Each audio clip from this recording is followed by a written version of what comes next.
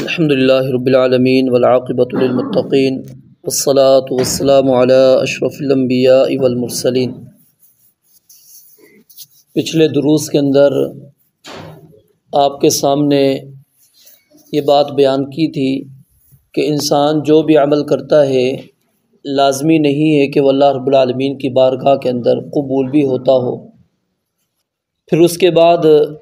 چند ایسے اعمال طریقے بیان کیے تھے کہ جو ہمیں نیکی کرنے کے بعد اعمال کرنے کے بعد کرنے چاہیے تاکہ وہ عبادت اللہ رب العالمین کے ہاں قبول ہو جائے۔ آج کے درس میں آپ کے سامنے اعمال کی قبولیت کی شرائط بیان کروں گا۔ اعمال کی قبولیت کی بنیادی طور پر علماء چار شرائط بیان فرماتے ہیں۔ پہلی شرط شرک سے مکمل طور پر بیزاری ہو، دور ہو، یعنی اللہ تعالیٰ کی ذات، اللہ تعالیٰ کے ناموں میں، اللہ تعالیٰ کی صفات میں، اللہ تعالیٰ کی عبادت میں کسی بھی اعتبار سے کسی کو شریک نہ بنائے۔ اور یہ اتنا انتہائی خطرناک عمل ہے کہ اللہ تعالیٰ نے سورۃ الانعام کے اندر 18 انبیاء کرام علیہم السلام پھر ان کی اولادوں کا، ان کے آباء و اجداد کا تذکرہ کر اللہ رب العالمین نے یہ بات بیان فرمائی ہے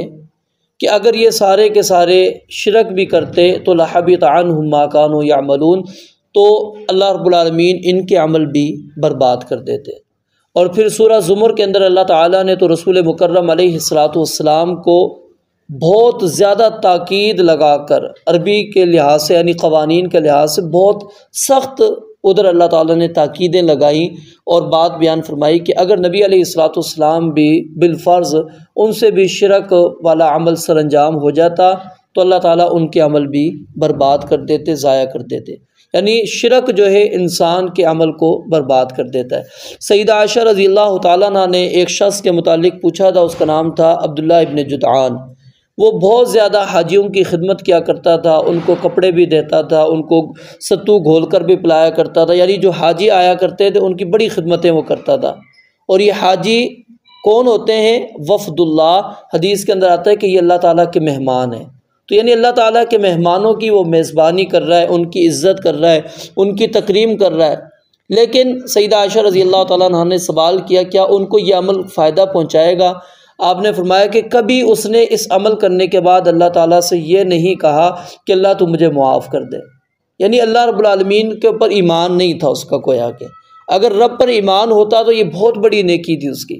یہ بہت بڑی نیکی تھی اس کی کامیابی کے لیے، بہت آسان ہو جاتا کہ وہ بندہ کامیاب ہو جاتا عبداللہ ابن جدعان۔ لیکن کیا ہے، اس نے توحید کا اقرار نہیں کیا۔ تو یہ توحید بنیادی شرط ہے، اگر نہیں ہے انسان کے عمل کے اندر تو یاد رکھیے اس کا کوئی عمل قبول نہیں ہوتا۔ اور دوسری شرط ہے اخلاص، یعنی عمل خالصتاً اللہ رب العالمین کی رضا کے لیے ہو، کسی اور کی رضا کسی بھی اعتبار سے انسان اس کے اندر نہ چاہے، دکھلاوا اس کے اندر نہ ہو، ریاکاری اس کے اندر نہ ہو، شہرت اس کے اندر نہ ہو، عمل کے بعد اس کا چرچا وہ سننا نہ چاہتا ہو، عمل کے بعد لوگوں کے اندر اس عمل کے بارے میں بیان نہ کرے، بالکل بس مخفی عمل وہ انسان کا ہو، چھپ کر وہ عمل ہو، کسی کو پتہ بھی نہ ہو کہ اس نے یہ عمل کیا ہے، اس انداز سے وہ عمل انسان نے کیا ہو تو پھر وہ اللہ کی بارگاہ کے اندر قبول۔ اگر اس کے اندر کسی بھی طرح کی ریاکاری، شہرت آ گئی، سمعت آ گئی کہ لوگ اس کے بارے میں باتیں کریں، لوگ کہیں کہ جی بڑا متقی تھا، پرہیزگار ہے، بڑا روزے دار ہے، بڑا یہ کام کرتا ہے، تو یہ چیزیں کیا ہے انسان کے عمل کو ضائع کر دیتی ہیں۔ اور تیسری چیز ہے اتباع سنت، وہ عمل آپ رسول مکرم علیہ السلام کے طریقے کے مطابق کریں۔ اگر وہ عمل نبی علیہ السلام کے طریقے کے مطابق نہیں ہے تو وہ جو حدیث میں نے آپ کے سامنے بیان کی تھی کہ 60 سال تک بندہ نماز پڑھ رہا ہے اور اس کی نماز اللہ رب العالمین قبول نہیں کر رہے۔ اس کے اندر کیا تھا کہ اگر وہ رکوع مکمل کر رہا ہے تو سجدہ مکمل نہیں کرتا، سجدہ مکمل کرتا ہے تو رکوع مکمل نہیں کرتا، یعنی اس کے اندر کیا ہے، اطمینان نہیں ہے۔ اور نبی علیہ السلام نے نماز کے اندر اطمینان کو رکھا ہے۔ اطمینان نماز کا یہ ایک باقاعدہ رکن ہے۔ اگر اس چیز کا وہ اہتمام نہیں کرتا، نبی علیہ السلام نے ایک شخص کو 3 مرتبہ واپس لوٹایا، کہا کہ جاؤ ارجع فصلی فإنک لم تصلی، واپس پلٹ جاؤ، نماز پڑھو، تم نے نماز ہی نہیں پڑھی۔ یہ کیفیت ہوتی تھی نبی علیہ السلام کی، اور اس کے اندر کیا تھا؟ صرف اطمینان نہیں تھا نماز کے، باقی غلطیاں نہیں تھی اس کی نماز کے اندر۔ اور اسی طرح دیگر عبادات ہیں، دیکھیں خذوا عنی مناسککم، حج کا معاملہ آیا تو آپ نے فرمایا مجھ سے حج کا طریقہ لے لو، یعنی ہر عبادت کے اندر نبی علیہ السلام کی رہنمائی، آپ کی اتباع، اس کے مطابق عمل ہو۔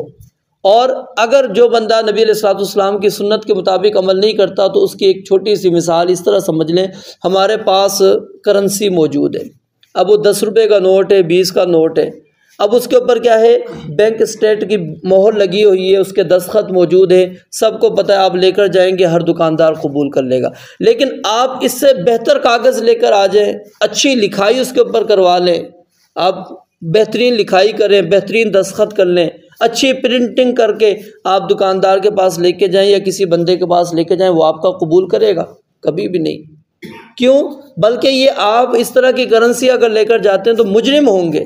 تو کیا عمل اللہ رب العالمین کی بارگاہ کے اندر وہ بغیر مہر کے اللہ کی بارگاہ کے اندر چلے جاتے ہوں؟ اس کے اوپر نبی علیہ السلام کی مہر نہ ہو، آپ علیہ السلام کا طریقہ نہ ہو، وہ اللہ کی بارگاہ کے اندر چلا جائے۔ اور چوتھی شرط رزق حلال، اگر حرام موجود ہے انسان کا صدقہ قبول نہیں ہوتا، اسی طرح اس کی عبادت دعا قبول نہیں ہو رہی۔ انہی احادیث سے علماء نے استدلال کیا کہ کوئی بھی عمل اگر بندے کے اندر حرام موجود ہے کہ وہ حرام کھاتا ہے، حرام پیتا ہے، حرام کماتا ہے، اس بندے کا وہ عمل اللہ کی بارگاہ کے اندر نہیں پہنچتا۔ تو یہ 4 تو وہ شرطیں تھیں جو بنیادی طور پر ہیں۔ اور 5ویں شرط کیا ہے؟ وہ ہے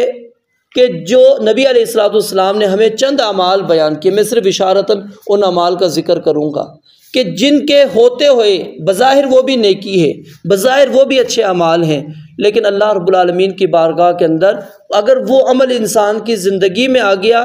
تو اس کی وجہ سے اس کی سارے فرضی عبادات، اس کی ساری نفلی عبادات ختم ہو جاتی ہیں۔ یعنی وہ عمل بھی بظاہر اچھے ہیں لیکن اللہ کی بارگاہ کے اندر وہ رکاوٹ بن جاتے ہیں باقی عبادات کی قبولیت میں۔ اور ان میں سب سے پہلے مدینہ طیبہ، اس کے اندر انسان بدعت کا ارتکاب کرتا ہے۔ بدعت تو ویسے ہی اسلام کے اندر یعنی کہ بہت سنگین جرم ہے، وَكُلُّ بِدْعَةٍ ضَلَالَةٍ كُلُّ ضَلَالَةٍ فِي النَّارِ، کہ ہر بدعت گمراہی ہے اور ہر گمراہی جہنم کے اندر۔ نبی علیہ السلام اپنے ہر خطبے، ہر درس کے اندر اسی چیز کی بار بار آپ یہ وضاحت کرتے تھے کہ بدعت کیا ہے؟ گمراہی ہے۔ تو اگر وہ مدینہ کے اندر یعنی جہاں سے دین کا مرکز ہے، جہاں سے نبی علیہ السلام نے دین کا آغاز کیا، صحابہ کرام رضوان اللہ علیہم اجمعین نے ہم تک دین کو پہنچایا، اگر وہیں پر جا کے بندہ بدعات کا ارتکاب کر لیتا ہے، دین کے نام پر چیزیں داخل کر لیتا ہے تو یہ سنگین جرم ہو جاتا ہے۔ اور اسی طرح مدینہ طیبہ کے اندر ایسے شخص کو پناہ دے دینا جو بدعتی ہے، اور اہل مدینہ کے اوپر ظلم کرنا، ان کو خوف زدہ کرنا اور قطع رحمی کرنا، باپ کے بجائے کسی اور کی طرف انسان نسبت کر لے یا مالک کے بجائے کسی اور کی طرف وہ اپنی نسبت کرتا ہے، والدین کی نافرمانی کرنا، احسان جتلانا، تقدیر کا انکار کرنا، مسلمانوں کے عہد و پیمان کو توڑ دینا، قصاص کے جو لینے کا معاملہ ہے اس کے اندر وہ رکاوٹ بنتا ہے، وہ قصاص والے معاملے پر نہیں آنے دیتا، قصاص نہیں لینے دیتا، نشے کے حالت میں وہ ہوتا ہے یعنی نشہ وہ انسان کرتا ہے، خاوند کی نافرمانی کرنا، اور اگر کوئی غلام ہے تو وہ اپنے مالک سے بھاگ جاتا ہے، مالک سے فرار ہو جانا، اور اسی طرح مقتدیوں کی نماز اس حالت میں امام کروائے کہ جب کہ وہ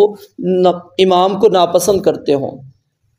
اور اسی طرح خاتون کا مسجد میں خوشبو لگا کر آنا۔ یہ جو آخری 2 باتیں ہیں اس کا نماز کے ساتھ تعلق ہے، باقی جو پچھلی 14 باتیں میں نے آپ کے سامنے بیان کی وہ فرضی اور نفلی عبادات ہیں۔ احادیث کے اندر بڑی تفصیل موجود ہے اس کے اندر کہ نبی علیہ السلام نے فرمایا لا يقبل اللہ منہ صرفا ولا عدلا، اللہ نہ اس کی فرضی عبادت کو قبول کرتے نہ ہی نفلی عبادت۔ تو گویا کہ یہ عمل بھی اگر انسان کی زندگی میں آ گئے پھر تو باقی جو اعمال آپ کے نیک بھی ہیں، آپ نے یعنی توحید بھی اپنا رکھی ہے، اخلاص بھی موجود ہے، اتباع سنت بھی ہے، رزق حلال بھی ہے، لیکن اگر یہ چیز آ گئی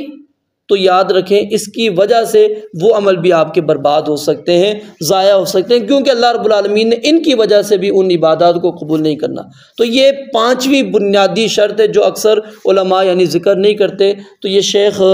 پروفیسر ڈاکٹر فضل الہی صاحب ہیں، انہوں نے اپنی کتاب کے اندر اس شرط کو بھی انہوں نے خاص طور پہ بیان کیا، اور بڑی تفصیل کے ساتھ انہوں نے اس کے دلائل بھی ذکر کیے ہیں کہ یہ بھی اعمال کی قبولیت کے اندر شرط ہے۔ جس طرح کہ وہ 4 بنیادی شرطوں کا ہم خیال کرتے ہیں، اسی طرح ہمیں ان اعمال سے بھی اجتناب کرنا چاہیے، بچنا چاہیے، تاکہ کہیں ایسا نہ ہو کہ باقی 4 کا تو ہم اہتمام کر لیں اور یہاں پر آ کر ہم سے کوئی کمی کوتاہی ہو جائے اور اس کی وجہ سے پھر وہ ہماری وہ فرضی عبادات بھی ضائع، وہ نفلی عبادات بھی ضائع ہو جائیں۔ رب العالمین سے دعا ہے اللہ تعالیٰ سمجھ لیں، عمل کرنے کی توفیق عطا فرمائے۔ وآخر دعوانا الحمدللہ رب العالمین۔